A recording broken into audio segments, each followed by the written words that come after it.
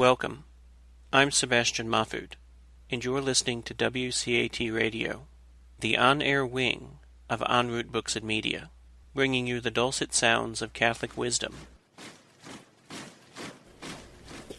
Our opening prayer is from the Gospel of Mark. When the Sabbath was over, Mary Magdalene, Mary, the mother of James, and Salome brought spices so that they might go and anoint him. Greetings. Welcome to the next episode in our discussion of the Passion narratives. This is coming to you from the Altar Care St. Joseph Center in the suburbs of Cleveland, Ohio, Warrensville Heights, Beechwood area. Altar Care St. Joseph Center is a healthcare facility offering a wide range of services, rehabilitation, occupational and physical therapy, short-term nursing care, long-term nursing care, assisted living, independent living, and hospice and palliative care, amongst other services. We're looking at Mark's Gospel, and we've come to the point now in our examination of the trial, or trials really, of Jesus. The first one, we're picking it up from chapter 14, verse 53. They bring Jesus to the Sanhedrin, or Sanhedrin, it's pronounced a number of different ways. And this is the Jewish religious and civil authority. Now, the way that things worked at this time, the time of our Lord, the Romans were the conquerors of most of the known world, and each empire had their own way of subjugating the people after they had originally conquered them through military means or such. The Assyrians and the Babylonians would exile the people, not all of the people, but the main leading citizens, the nobility, the military leaders, and such. And they would, for instance, bring them to different areas. The idea being it would dilute the national fervor of the conquered peoples by transplanting them in a sense. Of course, the most famous is the Babylonian exile itself, spoken of in the Old Testament. There was also one earlier by the Assyrians to the northern kingdom. Afterwards, the Medes and the Persians come to power throughout most of the region in the known world, and they're a little more enlightened, and their way of keeping the people happy and under control was to let them go back. And so Cyrus is the Persian king that allows the chosen people to go back to their own land. After the Persian rule of Cyrus and his successors, the power goes to the Greeks, Alexander the Great. Alexander's idea was, let's make everybody Greek, in a sense. Greek language, Greek thought, Greek philosophy, Greek culture, and Greek religion.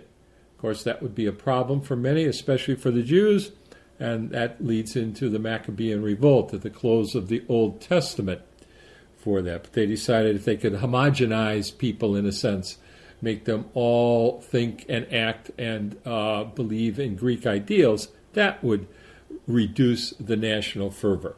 The Romans come in, and now their empire is getting huge. It extends all the way over from Spain, really, and France, Gaul, all the way over into parts near to what is present-day India. They can't really be moving a lot of people around with that. And so the Roman way to do it was to keep the native indigenous rulers, but then put their own people as overseers over them. So this is the political situation at the time of our Lord. The Romans are in power. Herod is a Jewish king. He's a native ruler. The Romans allow him to stay in power, but they have overseers over him and the other Jewish rulers, and this is where Pilate comes in. Pilate is the one who is watching over everything. So the Sanhedrin is the main religious civil body for the Jews. Herod is the king, and Pilate is the governor, or the procurator, Pontius Pilate. Okay, for that. The Romans, again, were not able to govern effectively such a large, huge empire as they had been able to amass. And so by leaving the local rulers in, they knew the languages, they knew the customs, and were able to do those things, and the Romans just kept an eye on them for that. So that's the situation. So the first trial is before the Jewish leaders, the Sanhedrin. It's made up of 71 members. It needed 23 for a quorum. The high priest is in charge. Also present as part of it would be any retired high priests, wealthy and influential citizens, the Sadducees, which were the landowners, and the Pharisees, who were a lay group, and of course we meet them very often in the Gospels. There would be scribes for each group, Pharisees and Sadducees. They were the ones who were literate in the sense of being able to write, and so were very familiar with the law because they copied out of the law. They knew it very well. They were the legal experts. There would be lawyers, scribes for both the Pharisees and the Sadducees. So that makes up what's part of this with all the others that would be part of the administration. And again, Herod is the Jewish king. Now, we find that they come together, and this is right as we left it the last time, that they have arrested Jesus. They lead him away to the high priest, and all the chief priests and the elders and the scribes come together. This is the council, the Sanhedrin. Peter follows at a distance into the high priest's courtyard. We'll say something about that in a moment. And he's seated with the guards there. He isn't able to go in, doesn't want to go in. He has fled from the Garden of Gethsemane. But he does want to see what is going to happen, but from a safe distance. So he comes in to this area. It's at the high priest's house, not at the court where it should be. That's one of the irregularities. We'll see a couple of more yet as Mark tells us the story. But now into the trial itself. So the chief priests and the entire Sanhedrin kept trying to obtain testimony against Jesus in order to put him to death, but they found none. Many gave false witness before him, but their testimony did not agree. According to Jewish law, you had to have testimony of at least 2 witnesses, and it had to agree. Perhaps the most famous of the stories of this is in the book of Daniel at the trial of Susanna, who is accused by 2 of the elders, and Daniel comes in and saves the day by, as you remember the story, interrogating these 2 false witnesses, these 2 devious elders, and he interviews them separately and says, "What tree did you find them under?" And they say 2 different ones, of course, and they betray themselves, and Daniel saves the day. Well, they've got false witnesses here, and even the false witnesses can't get their stories together. So they're not able to convict Jesus. They can't get 2 witnesses to agree for that. And in other ways, too, it's what we would call, I suppose, commonly today, a kangaroo court. It's not being held at the normal court. It's at the high priest's house. That's highly irregular.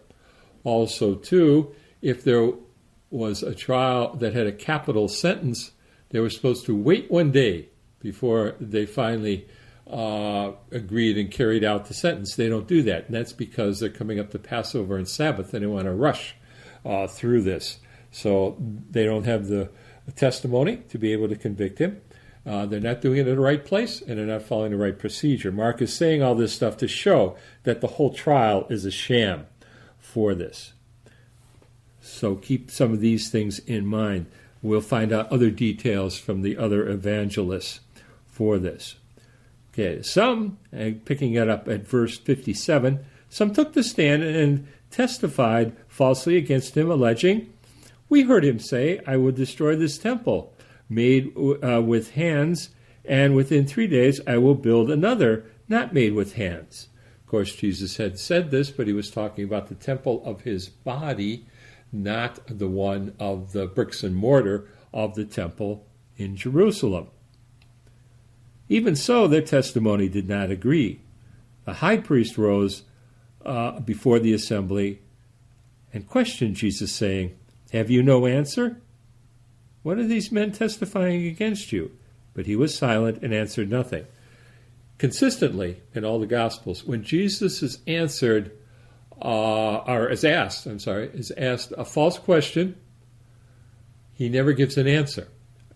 When he is asked a relevant question, you could say, or an honest question, then he will give an answer. But he doesn't answer any of the false charges. He is just silent before those. And that's consistent, as I say, through the Gospels for this. Okay, now, so he answers nothing here because their testimony is false, and he doesn't even give it the respect, even the least passing respect of an answer. So again the high priest asked him and said to him, "Are you the Messiah, the Son of the Blessed One?" Then Jesus answers, and he says, "I am." And quotes also as well, "You will see the Son of Man seated at the right hand of the power and coming with the clouds of heaven." At this the high priest tore his garments and said, "What further need do we have of witnesses?" Now, they are doing this trial, and the things that they have so far accused Jesus of are not capital crimes. To say he's going to destroy the temple, he didn't actually do it. He did no violence against anyone or that. It's not a capital crime. Even to claim to be a Messiah did not merit the death penalty. But to claim that you are God, that is blasphemy in their eyes. And they don't need any more witnesses because the whole group of them there have heard it. And so Jesus has, in a sense, according to them now, in their eyes, has convicted himself. They all condemned him as deserving to die. Some began to spit on him. They blindfolded him and struck him and said to him, "Prophesy!" And the guards greeted him with blows. So this is the first trial. They're trying to, and they can't on their own, in a sense, convict Jesus. But Jesus' own words, he answers truthfully. And there's irony again. And this is what gets him convicted. They want to be able to execute him, and they can't find anything on their own. They can't get anything that will agree, and they have other irregularities as well. So finally, Jesus is asked the question about being the Messiah, but that itself is not a capital crime. It's the blasphemy of saying he's the Son of God. And so there's a distinction there to remember for this. And the hearing of this, he tears his garments. That's a sort of quasi-ritual gesture. There are several of them in the Bible. And in the face of or hearing or being in the presence of any blasphemy, you tear your garments. The other ones, for instance, a famous one in the New Testament is, and it's seen in the Old Testament as well, to shake the dust from your feet as one. We have a few in our own culture. For instance, to raise your right hand when you take an oath, or to place your hand across your chest at the Pledge of Allegiance, or at the Star-Spangled Banner. Some people do it. A lot don't do it. But still, it's a quasi-ritual gesture of respect. The dipping of the morsel that we saw at the Last Supper in the last presentation is one of those quasi-ritual gestures that has a symbolic meaning for it. So the high priest tears his garments because of the blasphemy of claiming to be divine. Again, just being a Messiah is not enough to get you executed for this. Another one might be to pronounce the sacred name. That would be another one, for instance. There were a few of them. So we've got this trial now, and what we've got here is, again, the idea like a sandwich effect. We have Peter coming in, just getting nearby, not getting into the court, and we've got what's going on in this court, which is put together at the high priest's house, and then we're back to Peter. Okay, then we're going to go back again to the court and what happens there. So the switching back and forth, again, it's the idea of putting things into relief to emphasize things. Here is Peter, who should have been in the court helping defend Jesus, but he's not. And as a matter of fact, he's doing just the opposite now. As Jesus prophesied, Peter is going to deny him. So we pick that up. Again, we're still in chapter 14. We're now at verse 66. While Peter was below in the courtyard, again, they're not in the court, they're just in the courtyard of the residence of the high priest, one of the high priest's maids came along. Seeing Peter warming himself, she looked intently at him and said, "You too were with the Nazarene, Jesus." But he denied it, saying, she accuses him of being with Jesus. This has tremendous importance in Mark's gospel, because when Jesus, at least in Mark's telling of it, calls the apostles, Mark tells us that their first and foremost duty was to be seen to be with Jesus. They were to be with Jesus. It was only later, after they had been with him for some time, that they would be sent to go out and to teach and to preach.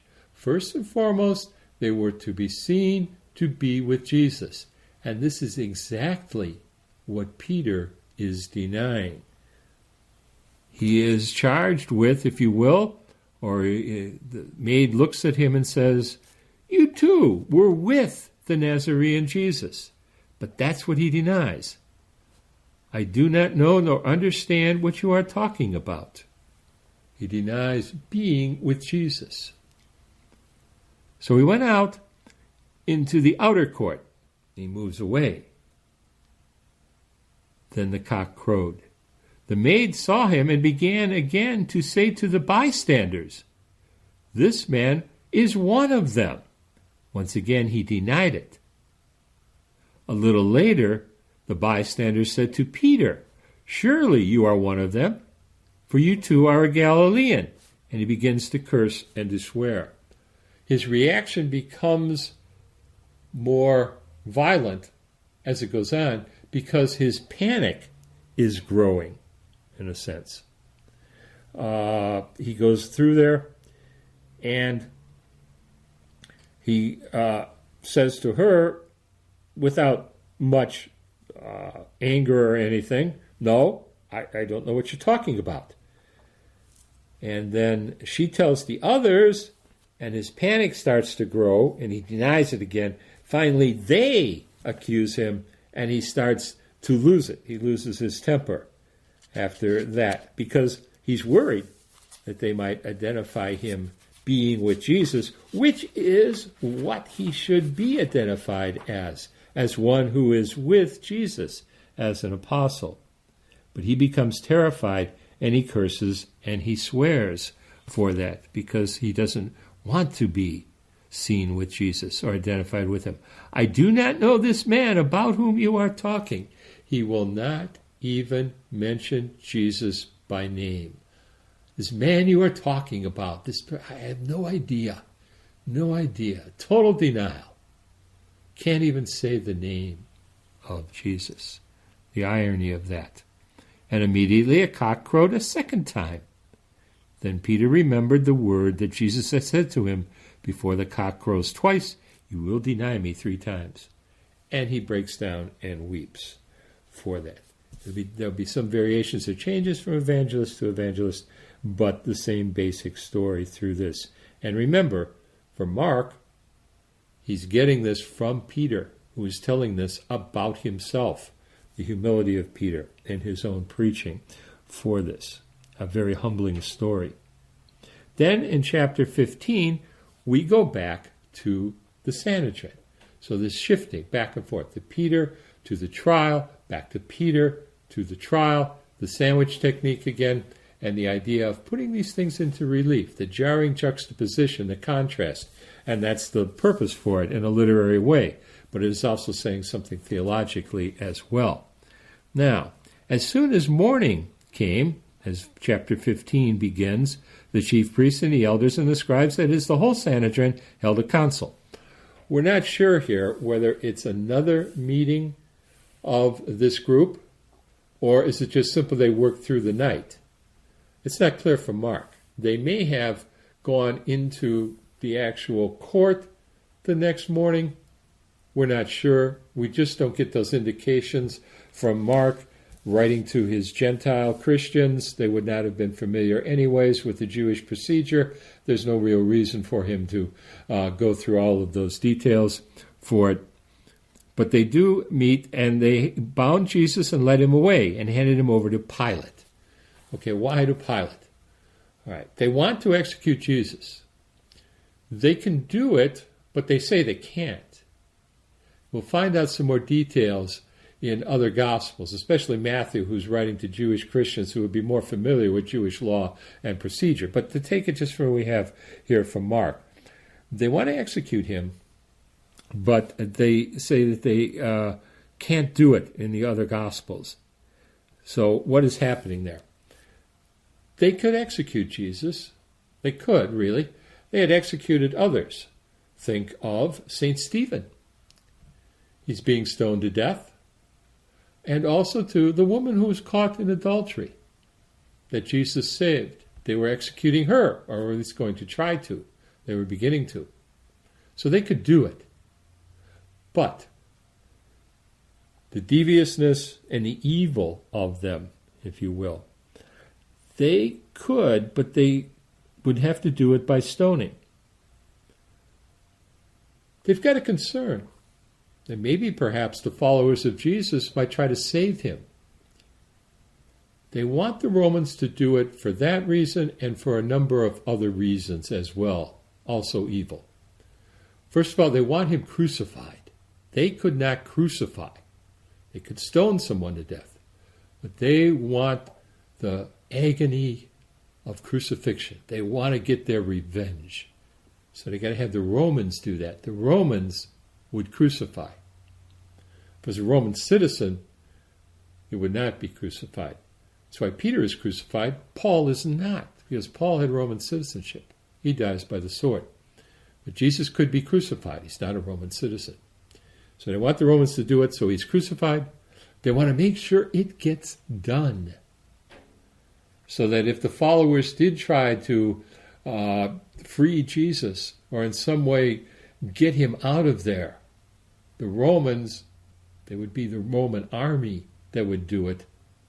There's better chance that his followers couldn't pull it off. They also want to make a public spectacle of this in order to scare anybody else that might be a follower or a would-be follower of Jesus. So they want their revenge. They want to make sure it's going to be done. They also want what we would call today plausible deniability. If indeed something does happen and it doesn't work out, or even if they do become successful, but there's a backlash from the people, they can always say, hey, we didn't do it, the Romans did it. Plausible deniability, we call it today, if there were a backlash, some kind of backlash to this. Now, so they've got to get the Romans to do it. How are they going to do that? They need another trial in front of Pilate for that. Now, Pilate is an amoral person. He would actually, considering how tolerant the Romans are, Pilate was too much even for his fellow Romans. That actually he ended up being exiled to Gaul, which is present-day France. You would say not so bad in exile, perhaps. But at that time, that was out in the wilderness. It was at the far reach of the Roman Empire. Into the north, a little bit further, they did get into Britain and such. But it certainly is way out of someplace from the centers of power in that. So even by the Roman standards, Pilate ends up being exiled and losing his job. Not for this, but for other things that he did. So he doesn't care one way or the other about Jesus for that. So they've got to some way get him, though, to pass a sentence of death if this is going to happen. And Pilate doesn't care about any religious crimes. It means nothing to him. He doesn't even want to be there in Jerusalem. He found Jerusalem far too obnoxious for his own tastes. He usually stayed around in the nicer areas of Caesarea Philippi and such. But it is the time of the feast, and there are many, many pilgrims and foreigners in Jerusalem for the great feasts. And it's a tinderbox in some ways for rebellion. So he's there to keep a lid on everything. So he comes in with a cohort, and a cohort is 600 troops. It's a large number, but given the fact of the political situation and that something could be sparked of a rebellion, it's within reason. He holes up in a fortress, which is right next to the palace. The translation here, this is the New American Revised that I'm using, talks about it being near a palace. It's right next to it, but it's really a fortress that he is holed up in with his men for that. And he's there to keep a lid on things.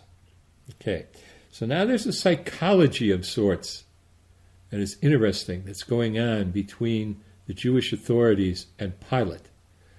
They've got to convince Pilate somehow to pass sentence to condemn Jesus to death. Pilate does not care about any of the Jewish laws or the Jewish religion.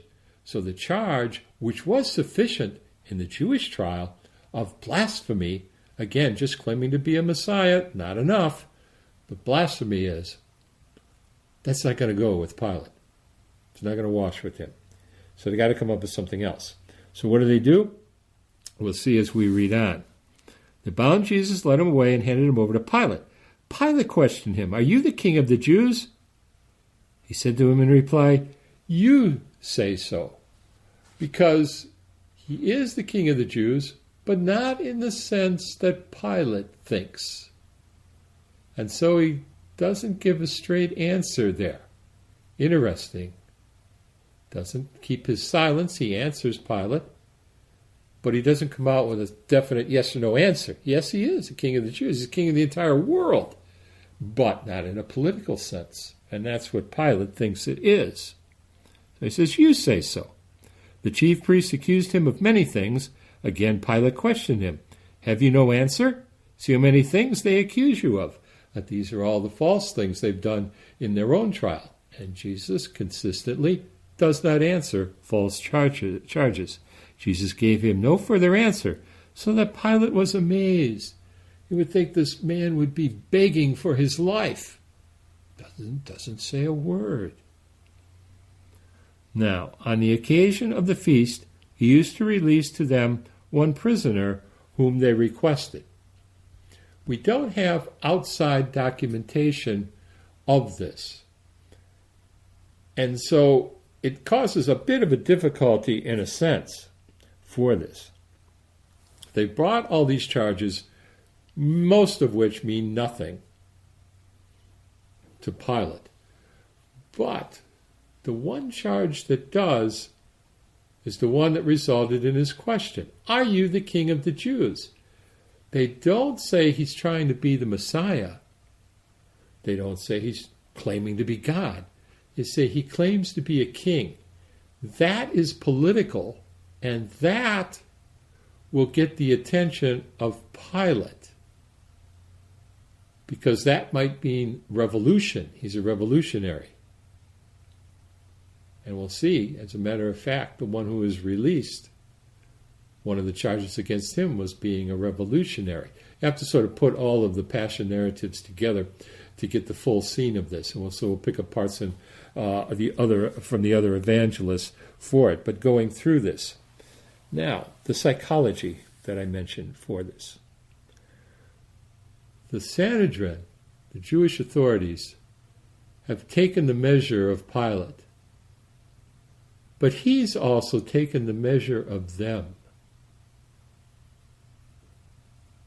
One of the supreme ironies, along with the other one we saw of betraying Jesus by a kiss, the supreme irony of all the ironies in the Passion narratives is the fact that of all the people involved in the Passion narrative, the apostles, the faithful women, the Jewish authorities, disciples, all those are in there.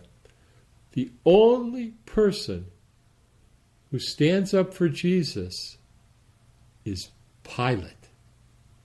Think about that. It's Pilate. He wants to release it. We'll see this more clearly in the other Gospels. Now, he doesn't do it because of any concern for justice or right or goodness or out of compassion for Jesus. He knows he's being pushed by the Sanhedrin. And they know how to get to him. He's there for the specific purpose of trying to keep a lid on everything. And as we'll see, the very thing that the Jewish authorities do is whip up the crowd. In the scene where they're yelling, "Crucify him, crucify him," this ferment, this turmoil, is the very thing that Pilate is there to prevent. And they know it. And that's how they get to him. They come up with a revolutionary charge and get the crowd excited. The last thing that Pilate wants. And he knows. He knows they're doing this to him. And it works. And we'll see this in the other Gospels, especially as we get into John's Gospel, where there's more interaction between Pilate and Jesus. And the scene is dramatic, where he goes from the Jewish authorities to Jesus and back out to the authorities and back in. And there's reasons for that. We'll leave that until we get there to John's Gospel. But this is what we're starting to see here. The charges, Pilate knows they're probably trumped up. And he doesn't care about the other ones, the religious charges. And he's ready to release Jesus. But they've backed him into a corner. He knows it. They know it. He knows that they know it. See what's going on, the deviousness here. Let's continue on. So the feast, the occasion for it is one for someone to be released. We just don't have evidence of that. A man called Barabbas, which means in Hebrew, son of the father, the irony there, was then in prison along with the rebels who had committed murder in a rebellion. So he's accused actually of the crime and did it, rightfully convicted, and Jesus is accused of the same crime, being a king, which would of course be in opposition, in rebellion to Roman rule, and he's innocent of it. The crowd came forward and began to ask him to do for them as he was accustomed. Pilate answered, "Do you want me to release to you the King of the Jews?" For he knew that it was out of envy that the chief priests had handed him over. But the chief priests stirred up the crowd to have him release Barabbas for them instead. You see what's going on there, the scheming, the evil behind it. Pilate knows, but he's going to have a riot on his hands, the very last thing he wants. And so they've boxed him in for that. And they get the crowd going. Pilate again said to them in reply, "Then what do you want me to do with the man you call the King of the Jews?" They shouted again, "Crucify him." Pilate said to them, "Why? What evil has he done?" They only shouted the louder, "Crucify him." So Pilate, wishing to satisfy the crowd, released Barabbas to them. And after he had Jesus scourged, handed him over to be crucified. So it worked, as far as the Jewish authorities are concerned, for that. And this idea of releasing someone, again, we don't have documentation for it, but it's not outside the realm of plausibility. And actually, it makes sense in a way, because Pilate here is trying to buy time and seeing if he can mollify the crowd. He knows Jesus is innocent.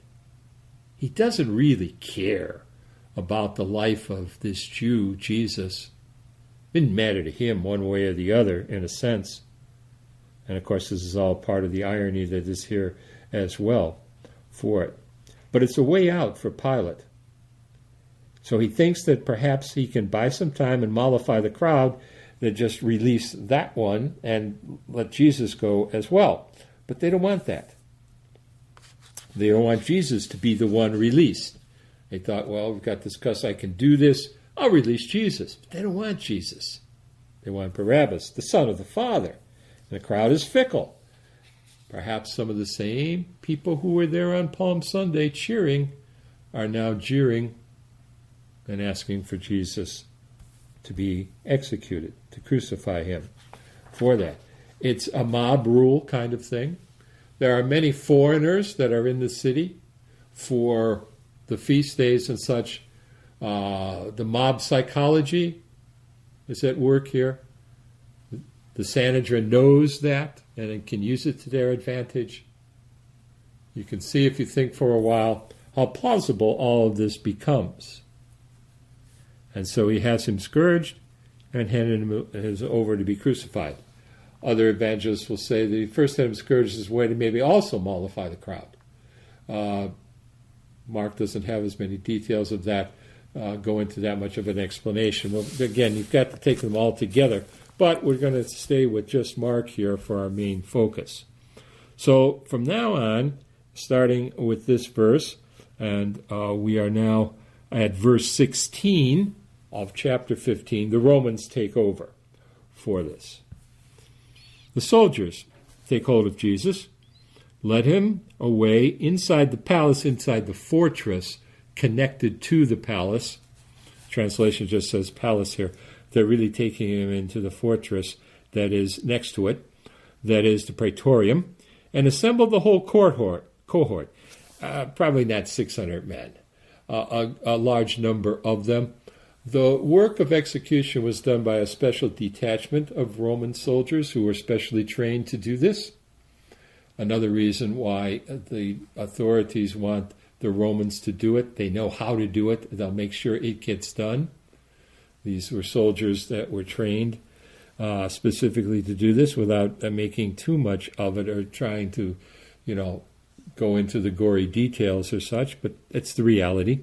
They clothed him in purple, and weaving a crown of thorns, placed it on him. They began to salute him with, "Hail, King of the Jews."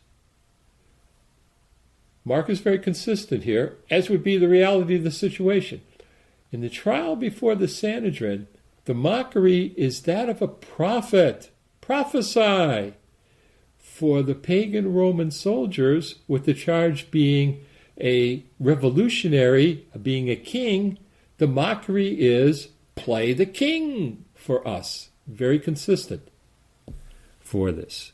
Hail, King of the Jews. That's the charge that had been brought before Pilate. That's what the soldiers know. So that's how they mock him. Before, the one before the Sanhedrin, to just back to that for a minute, before it, it's in chapter 14 at verse 65. They blindfolded him and struck him and said to him, "Prophesy."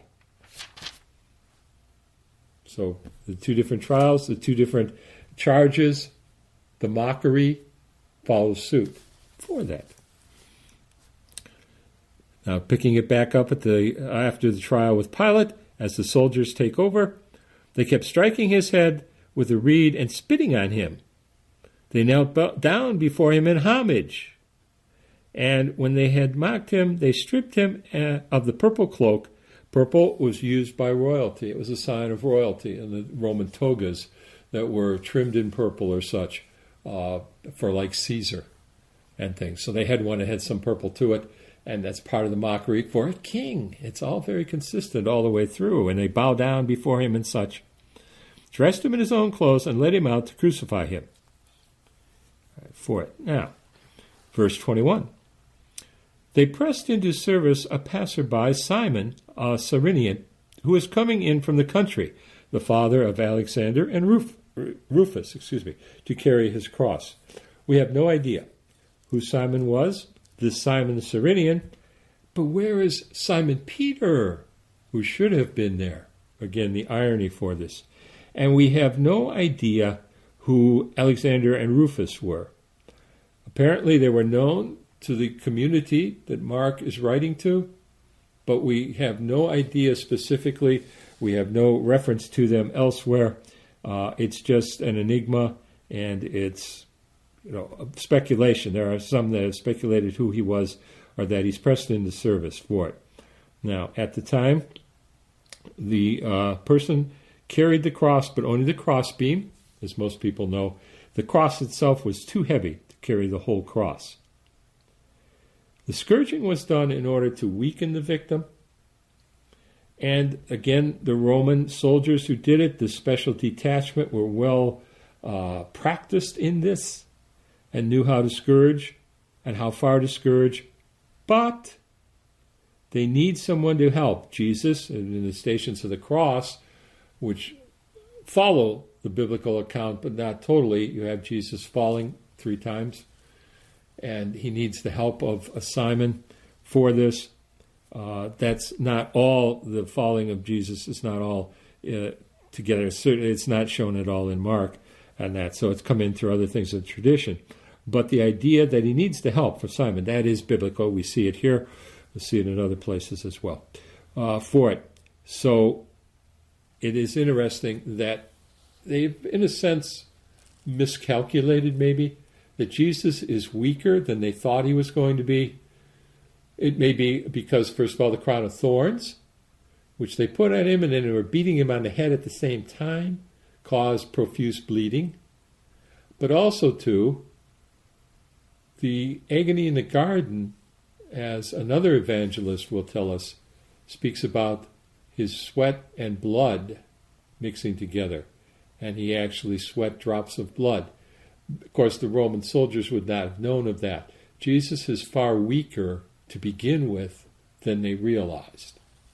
And so he needs help for this. And so that's a good explanation for this in, seeing what the actual situation must have been like, to put ourselves in the place of that. Again, without dwelling too much on the gruesome details, but yet again, it brings it home for us in a sense of the suffering of Jesus and what is actually happening here. And for that, so he carries the cross. They brought him to the place of Golgotha, which is translated place of the skull. It's outside the city, outside the gates, so that anybody coming and going could see it. They gave him wine drugged with myrrh, but he did not take it. Now this is significant. It's symbolic in some ways for this, because it can be taken in a number of different ways. He gets this drink of wine mixed with gall or myrrh, however the translation is, this bitter wine, sour wine, sometimes it's called, and that he doesn't take it, or in another gospel he just tastes it but doesn't drink it for it, because it has a number of different possibilities, if you will. It could be taken in a number of different ways, actually in 3 different ways. First of all, it could be considered as a compassionate gesture, to give it in order to deaden the sensation of pain. Or just the opposite, it could be a gesture of further torture in order to revive him so that he felt the pain all the more.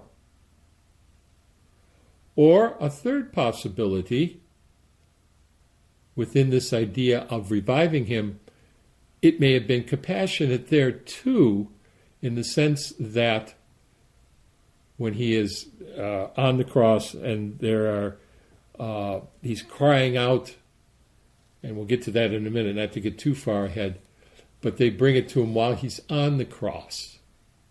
And that might have a third meaning, to prolong his life so that maybe, remember, they think he's calling Elijah, that maybe keep him alive long enough that maybe Elijah or some other person or some other event will save him at the last minute. So to keep him alive, maybe somehow he will be saved from this. Here, it's before he is crucified, in a sense. They give it to him before they nail him to the cross, at least as it works on the timeline that we seem to see from Mark. Again, the other evangelists will have it a little bit differently for it. So it could be negative, prolong his pain, revive him so he feels it all the more, or it could be compassionate, to deaden it. Or if it's given to him while he is actually on the cross, Again, it could be to revive him, to increase the pain and suffering, or revive him so that Elijah or something or someone else might intervene to save him. Or it may be compassionate. So you've got three possibilities of compassionate in order to deaden the pain for that. We'll find out more in the other versions. So they crucified him and divided his garments by casting lots for them to see what each should take. Whatever was left over, the soldiers would divide. It fulfills a prophecy and also is part of the normal practice. They just got what was left for it. Now, verse 25 is a bit problematic, at least on the surface. We read, "It was 9 o'clock in the morning when they crucified him." A bit early. We think of Jesus on the cross from 12 o'clock till 3 o'clock, the Tre Ore that we observe on Good Friday, the 3 hours for that. And this says 9 o'clock in the morning. It seems here that what Mark has in mind is the whole scene from Pilate on as being a part of this. The trial before Pilate, the condemnation, the scourging, the mockery, the carrying of the cross, and finally the crucifixion. He has put it all together. Remember, they arrest Jesus Holy Thursday night. They have a session of the Sanhedrin, it seems.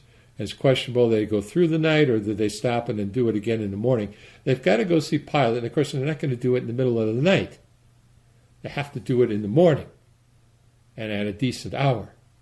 Otherwise they're never going to get Pilate to agree to what they want to do. So they can't irritate him. They can't irk him. So they go in the morning for that. And so this whole part starts plausibly from 9 o'clock in the morning. So that's what Mark notes in here.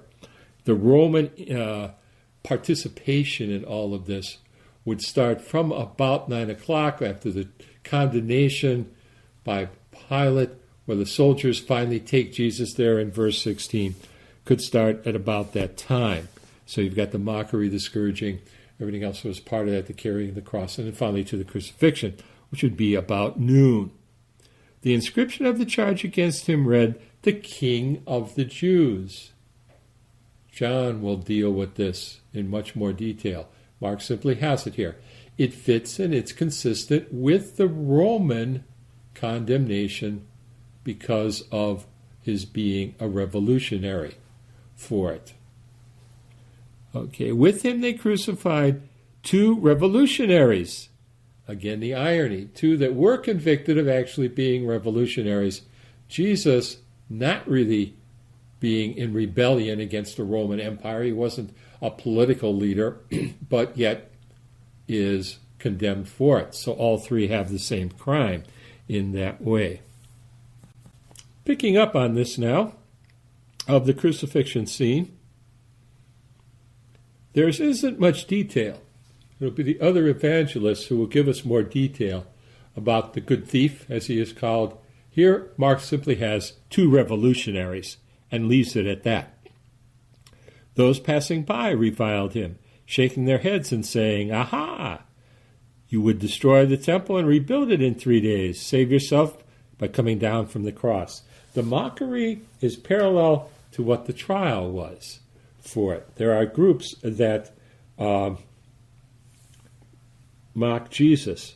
The bystanders, then the chief priests, and then those crucified with Jesus. And again, with no distinction between the two for that. So it's consistent with what he is charged with. For that. At noon, darkness came over the whole land until 3 in the afternoon. There's our Tre Ore, the 3. Also, too, it is over the whole land. The idea there is it's symbolic. The death of Jesus has cosmic significance. It actually affects nature. Another evangelist will stress this, but Mark just simply notes it, the darkness. At 3 o'clock, Jesus cried out in a loud voice, "Eli, Eli, lema sabachthani," which is translated, my God, why have you forsaken me?" Okay, so it's the opening part of Psalm 22. This is what causes some of the bystanders to think he's calling upon Elijah. for this. Now, some have looked at this and said, this is evidence that Jesus doubted, that he lost faith, lost trust, despaired on the cross. No, not necessarily so, not so at all for that. It's the opening line of Psalm 22, my God, why have you forsaken me? And we have to look at the whole psalm. Oftentimes in the scriptures, the opening line of something will be quoted.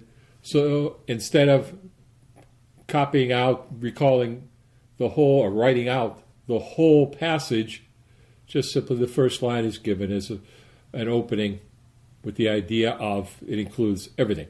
That's what we have to do here. This happens elsewhere in the Bible, so it's not unusual. You have to take all of Psalm 22.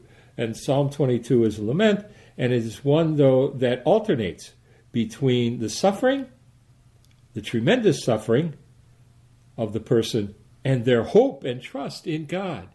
And the hope and trust parts of the psalm, if you look at the entire Psalm 22, the hope and trusting parts outweigh the suffering parts for it. So this is the prayer of Jesus on the cross.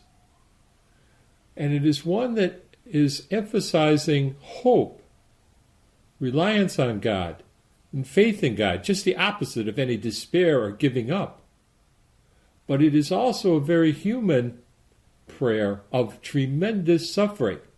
And it goes back and forth between the two.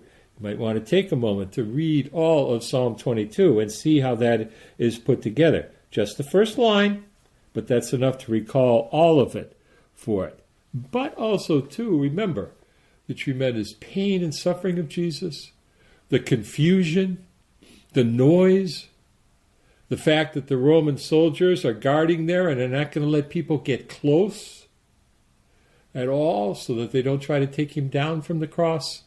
And the whole confusion of the scene there, they think he might be calling on Elijah.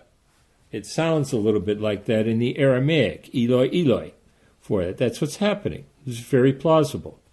One of them ran, soaked a sponge with wine, put it to a reed, and gave it to him to drink, saying, "Wait, let us see if Elijah comes to take him down." Again, could be positive, could be negative. Positive?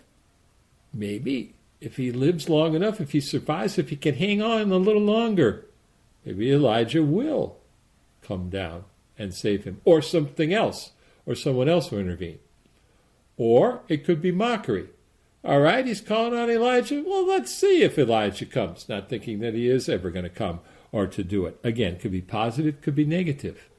For some, at the scene there, some were probably of one thought and some of the other thought. So it reflects that. But Jesus does not take it. In verse 37 then, Jesus gave a loud cry and breathed his last. All right, a loud cry. Was it a word? Was it a prayer? Was it a scream? Some indistinguishable word? We don't know. And again, with the noise, the confusion, the Romans keeping people at bay, all the noise that was around there and such, and the confusion, we don't know. But there is a loud scream, and then he dies for that. It's very vivid, very concrete. And again, that's a characteristic of Mark's gospel altogether. He goes on to tell us then, the veil of the sanctuary was torn in two from top to bottom. This too is symbolic. But there are two veils, two curtains in the temple area. Mark doesn't say which one. And perhaps, as sometimes happens, the evangelist will leave something ambiguous so that it could work either way. And so it could be both, depending on how you look at it. Just as previously, we saw it with the drinking of the wine before the crucifixion and while he's on the cross. Could go either way, with the idea that probably for some it meant one thing and for some another, and the reaction could be either way. And so, which veil was it? It could be either one. Either one has a significance. There are two. One is an outer one. that is between the outside and going into the holy place. If it's that one that has ripped, then it's showing that the old order has passed. The old temple is no longer. The old covenant has been replaced with the new covenant. Or it could be the inner one, which is between the holy place, the inside of the temple, and the very inside of the temple, the Holy of Holies, that only the high priest could go into once a year. If that is the one, then it's symbolizing that the barrier to God has been removed, and we have access to God. It's both, really, in some ways, and by leaving it ambiguous, it allows for one to meditate on it either way for that. When the centurion who stood facing him saw how he breathed his last, he said, "Truly this man was the Son of God." The pagan soldier makes the declaration of faith, and he does it because of the way that Jesus died. It's tremendous meaning behind all of that, much to meditate upon. And also, too, that it is a pagan who does it, not one of the apostles. Where are they? They're nowhere near for this. There were also women looking on from a distance, because the Roman soldiers would keep people back. Among them were Mary Magdalene, Mary, the mother of younger James, and Joses, and Salome. There'll be different names given from different accounts of the evangelists. And of course, who's not mentioned here by Mark is Mary and John, who were there, and very important in John's gospel for that. Mark does go on to say that these women had followed him when he was in Galilee and ministered to him. There were also many other women who had come up with him to Jerusalem that aren't specified. So a good number of people. Where are the men? Where are the apostles? And Mark specifically says these are people who were with Jesus. Again, the mark of the disciple, and especially of the apostle, to be seen to be with Jesus. It's these faithful women who are the ones to be seen to be with Jesus right to the bitter end. Where are the others for that? Okay, where are the apostles? They're not there. And they can't get too close. The Romans won't let them won't let them come too far for that. And Mark doesn't name all of them. But they were there in Galilee and in Jerusalem. And it'll also be then a group of women who will be the first to know of the resurrection. There are no eyewitnesses to the resurrection as such. But the first ones who will know of it and then bring the news to the apostles are going to be women, one woman in particular, for that. So, an interesting thing. Again, much to think about there for it. Then we have the burial. When it was already evening, since it was the day of preparation and the day before the Sabbath, remember it's Good Friday, by the time of the evening, as they reckon the day, we're now moving into Sabbath. Joseph of Arimathea, a distinguished member of the council of the Sanhedrin, who was himself awaiting the kingdom of God, came and courageously went to Pilate and asked for the body of Jesus. Now, Mark doesn't explain how that fits in with the fact of the Sanhedrin condemning Jesus. Where was Joseph in that? He's a distinguished member of that council. There's a number of possibilities that have been brought forth. We don't know for sure. We know he's a member of the council, but we don't know, was he really at the trial? It says all the Sanhedrin was there, but if you had a quorum, that was enough. You only needed 23 members of the quorum to establish it, and then it could act with the voice of the whole Sanhedrin. So when Mark is talking about the whole Sanhedrin, does he mean just the quorum and therefore enough to act as the body of the whole?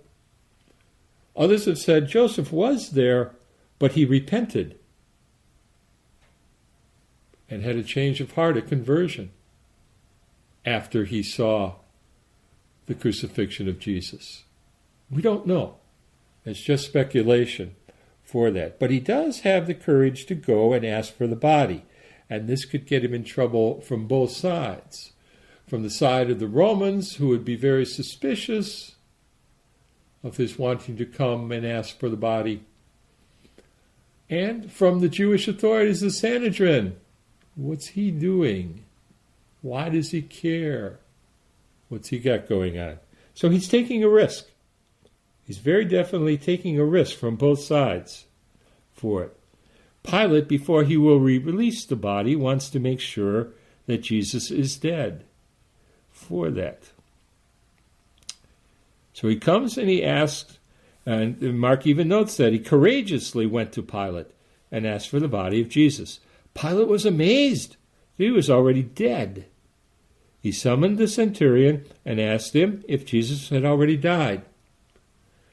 Is this the same centurion that made the profession of faith? Perhaps. We don't know for sure. Something to think about. And then he learned of it from the centurion. When he had learned of it from the centurion, he gave the body to Joseph.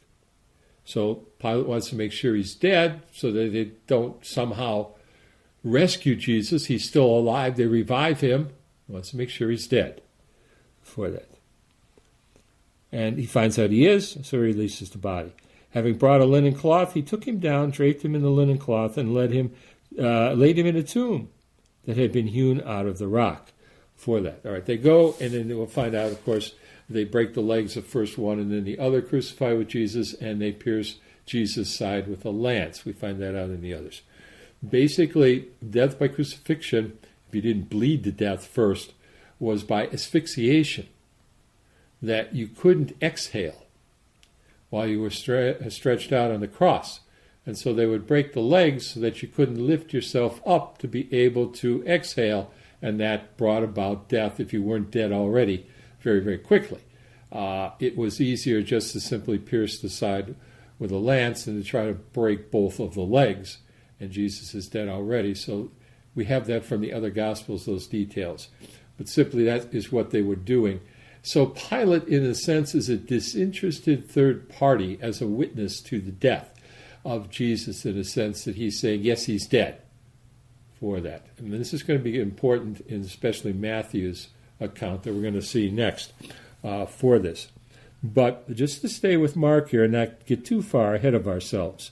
So they take him down, they lay him in a tomb, laid in a cloth with this, and they roll a stone against the entrance of the tomb. Mary Magdalene and Mary, the mother of Joses, watched where he was laid for it, a clue as to what is coming in the next chapter. They basically put the body in this tomb. It's hewn out of a rock in the side of a hill, and then a rock is put in front of it.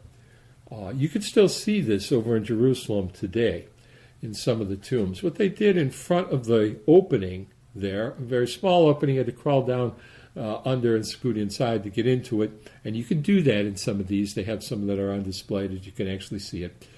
They would dig like a trough or a channel across the front of the tomb's opening, and then they would take a particular kind of rock, think like a millstone, a very big, heavy rock, and they would put it in a trough and roll it down across the front of the opening to the tomb. The trough would be at an angle. It would be dug one end deeper so that it would naturally roll down. And then they could just put another stone, a couple of stones, a rock or something, behind it to wedge it, and that's how they closed it. That's why when the women come and they say, who's going to roll back the stone? It's very big, it's very heavy. You take the little stones out, and then you got to roll it back up, a little bit uphill in this trough. And the trough there is what held it against the door, the tomb opening. So that's what's going on there. You can picture it a little bit, and sometimes in illustrated Bibles they'll show a bit of a picture of it, of what it's like. But that's what's going on there for it. Now, it seems to end there abruptly. Chapter 16 seems to be an addition to the gospel. It's not really a concern for us. Scholars debate back and forth about it, but the church recognizes it as a canonical part of the Gospel of Mark. It's sometimes called the longer ending. They have another section of it that's the longer ending and a shorter ending of that. But again, the church takes this as canonical and as part of it. So we will look at it as we continue on here. So now, chapter 16. When the Sabbath was over, Mary Magdalene, Mary, the mother of James and Salome, brought spices so that they might go and anoint him with the proper rites for burial. They didn't do it before because they were moving into Sabbath and Passover. Now that's over. It's the first day of the week. It's Sunday. Remember, Sabbath is Saturday. And Jesus has already been anointed. It was done in Bethany. But the woman who did it, and that was part of the sandwich technique, she was sandwiched in between the plot and Judas. And the contrast to her compassion, her love, and her goodness compared with the evil of the plotters and of Judas for this. So they come to this. They've watched to see where Jesus was laid. And they come after the Sabbath is over. So very early, when the sun had risen, on the first day of the week, that's Sunday, they came to the tomb. And interesting, a little bit of irony. When the sun, S-U-N, the sun had risen, that's a play on words, really. The Son of God, has risen. It's Easter Sunday.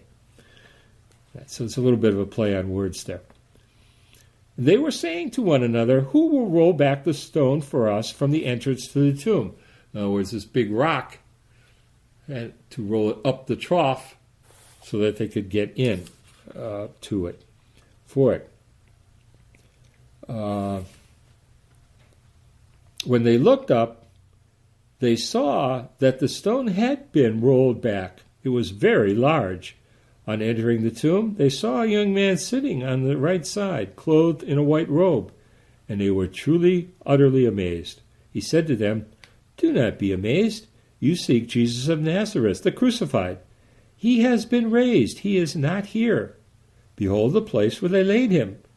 But go and tell his disciples and Peter, he is going before you to Galilee.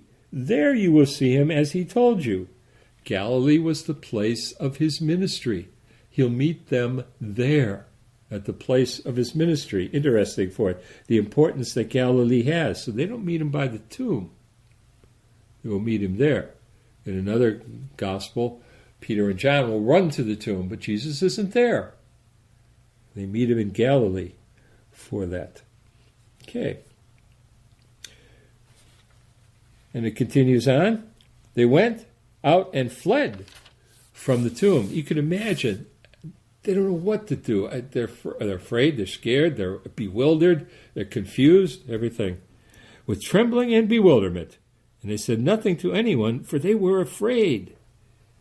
But then, of course, you can't, just leave it right at that. It continues on, the longer ending. It's usually, this is titled. When he had arisen, early on the first day of the week, he appeared first to Mary Magdalene, out of whom he had driven 7 demons. She went and told his companions who were mourning and weeping. When they heard that he was alive and had been seen by her, they did not believe. So then he appears. After this, he appeared in another form to 2 of them walking along on their way to the country, and continues on with other appearances. And then finally the commissioning of the 11, and Jesus ascends back to heaven for this. Okay, so it seems to be like things were added in or such, but remember, the church takes all of this as being a part of the canonical gospel for it. We don't have to go into all of the details of it.